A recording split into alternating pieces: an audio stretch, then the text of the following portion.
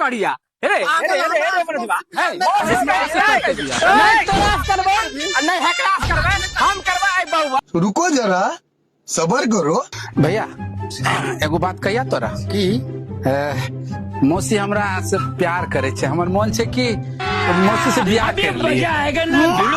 से थाप मुंह से कौन छुआ दो मौसी हमरा से बियाह करते है तोरा से ना बियाह करते, हमरा से बियाह करते थे।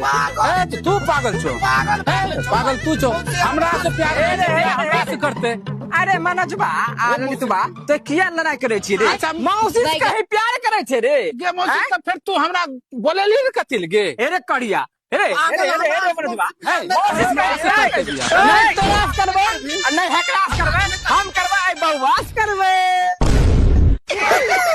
गोलमाल है तो मैं बउवास करबे। चल गुड बाय गया।